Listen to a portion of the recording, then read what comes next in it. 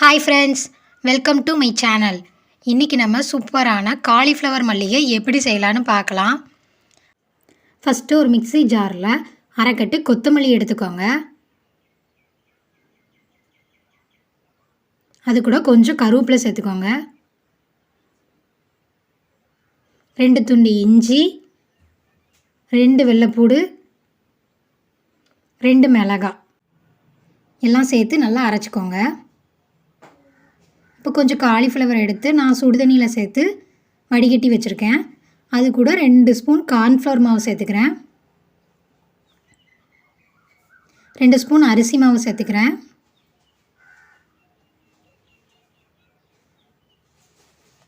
1 spoon கடலை மாவு, தேவையான அளவு உப்பு சேர்த்து நம்ம அரைச்சி வச்சுருந்த பேஸ்ட்டையும் இது கூட சேர்த்துக்கோங்க.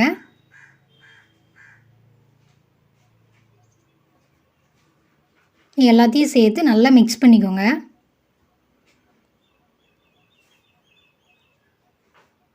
நல்லா மிக்ஸ் பண்ணிவிட்டு தண்ணி பத்தலைன்னா லைட்டாக தண்ணி ஊற்றிக்கோங்க, ரொம்ப ஊற்றிட வேண்டாம்.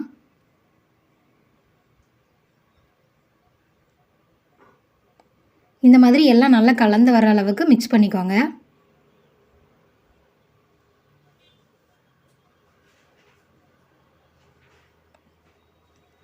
நல்லா மிக்ஸ் பண்ணியாச்சு. அடுத்து எண்ணெயில் போட்டு பொரிக்க ஆரம்பிச்சிடலாம். காலிஃப்ளவரை ஒன்று ஒன்றா சேர்த்துக்கோங்க. மொத்தமாக சேர்த்தா ஒன்றோட ஒன்று ஒட்டிக்கிடும். இப்படி ஒன்று ஒன்றா சேர்த்திங்கன்னா ஒட்டாமல் வரும். உடனே திருப்பி விட்றாதீங்க, கொஞ்சம் வெந்த பிறகு அதுக்கப்புறம் திருப்பி விடுங்க. இந்த மாதிரி ஒரு 2 மினிட்ஸ்க்கு ஒரு தடவை நல்லா திருப்பி விட்டு வேக வச்சுக்கோங்க. இந்த மாதிரி ஒரு டைம் செஞ்சு சாப்பிட்டு பாருங்கள், ரொம்ப நல்லாயிருக்கும். இப்போ நமக்கு சூடான காலிஃப்ளவர் மல்லிகை தயாராகிட்டு.